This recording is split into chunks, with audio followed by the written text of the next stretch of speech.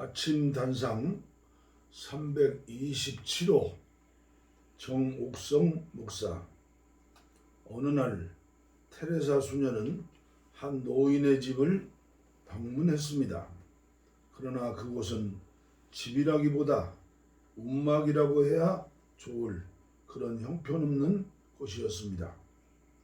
방문을 열고 들어서자 역겨운 냄새가 코를 찔렀습니다. 온통 먼지 투성이에다 이불이나 옷가지들은 몇 년 전에 빨았는지 알 수조차 없었습니다. 그런 헛간 같은 방에서 노인은 조금씩 죽어가고 있었습니다. 테레사 수녀가 노인에게 말했습니다.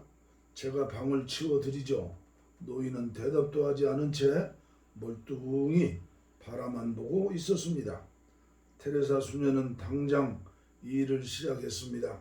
바닥을 쓸어내고 먼지를 털어냈습니다. 옷가지는 빨아 널고 더러운 곳은 모두 소독했습니다. 그렇게 청소를 하다 테레사는 구석에서 조그만 등을 하나 발견했습니다. 먼지에 뒤덮인 낡은 것이었습니다. 이 등은 뭐죠? 손님이 오면 켜는 등이라고. 테레사는 등을 닦으면서 노인에게 다시 물었습니다. 별로 켤 일이 없는 모양이죠? 몇 년 동안 한 번도 켜지 않았소. 누가 죽어가는 늙은이를 만나러 오겠소? 노인은 가족도 없이 또 찾아오는 사람도 하나 없이 그렇게 쓸쓸히 살아왔던 것입니다. 노인은 먹을 것보다 사람이 더 그리운 듯 했습니다. 이윽고 테레사가 말했다. 제가 자주 오겠어요. 그러면 저를 위해 등불을 켜 주시겠죠? 물론 켜고 말고 오기만 한다면. 그 이후 테레사는 자주 그 노인의 집에 가 봉사활동을 했습니다. 자신이 가지 못할 때는 동료 수녀를 대신 보냈습니다.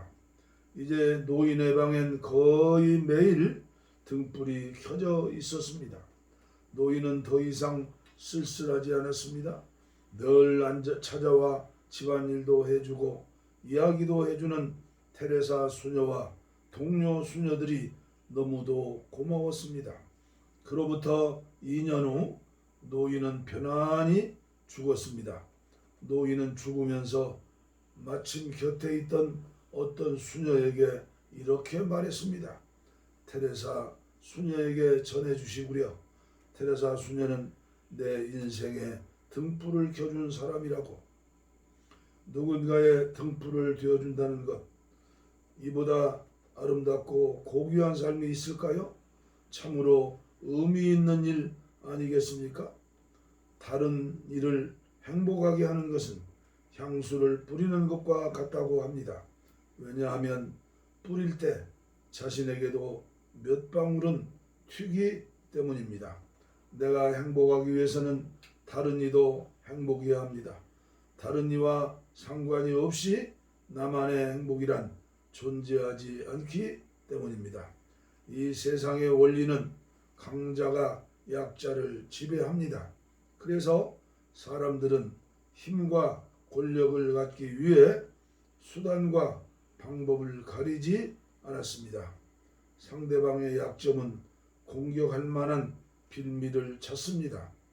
하나님의 나라의 원리는 강한 자가 자기보다 약한 자를 도우며 함께 사는 세상을 만드는 것이었습니다.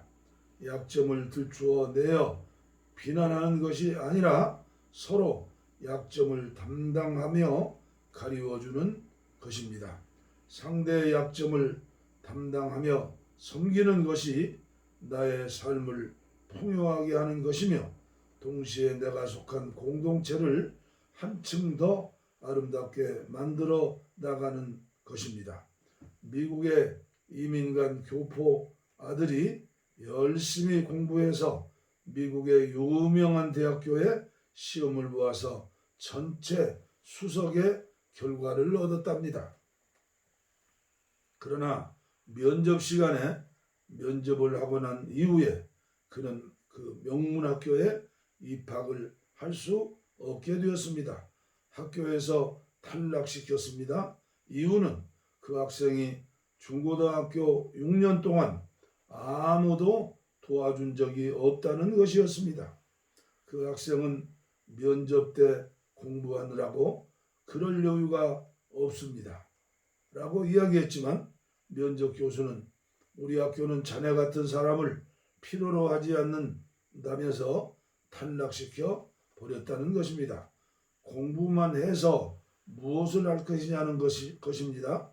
이웃을 위해서, 나라를 위해서, 역사를 위해서 쓰지 못할 공부는 더 이상의 가치를 상실해 버린다는 것이지요. 이웃을 위해, 가난한 사람을 위해, 강도 만난 사람을 위해서 도움이 되지 못할 공부는 해서 소용이 없다는 것입니다. 이웃을 위하여 사랑을 나누어 줄 모르는 사람이 공부를 잘해서 좋은 대학을 졸업하고 중요한 직책에 앉게 된다면 그가 속한 단체는 무익한 단체가 되고 만다는 것입니다. 우리도 한번 생각해 봐야 합니다. 내가 돈 벌어서 무엇을 하려고 하는 것입니까? 내가 열심히 살아서 무엇을 하려고 하는 것입니까? 강도 만난 사람을 위해 아무것도 할 것이 없으면 살 가치가 없다는 것입니다.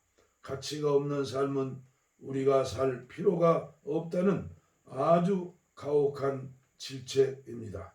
행복은 소유가 아니라 관계에서 찾아온다고 합니다. 다른 이를 행복하게 하면 내가 행복하고 내가 행복하면 다른 이도 행복합니다. 자식이 행복하면 부모가 행복하고 아내가 행복하면 남편이 행복합니다. 이웃이 행복하면 우리 집도 행복하고 고객이 행복하면 회사가 행복합니다. 다른 사람을 행복하게 하십시오. 그러면 행복의 향기가 내게로 돌아와 나도 그 향기에 젖을 것입니다. 사랑이 있기에 기다림이 있고 그 기다림이 있기에 행복인 것입니다. 누구에게나 똑같은 인생이지만 보다 더 값지고 보다 더 아름다운 인생길에 설 수 있다면 나로 하여금 작은 초처럼만이라도 주위가 환해질 수 있다면 우리네 인생길은 밝을 수밖에 없지 않겠습니까? 2021년 새해가 밝았습니다. 어느 곳 어떤 자리에서든지 등불과 같은 인생길이 되기를 소망해 봅니다. 존경하는 님들 감사합니다. 사랑합니다. 새해에도 항상 건강하시고 좋은 일만 가득하시길 축복합니다. 아멘. 할렐루야. 감사합니다.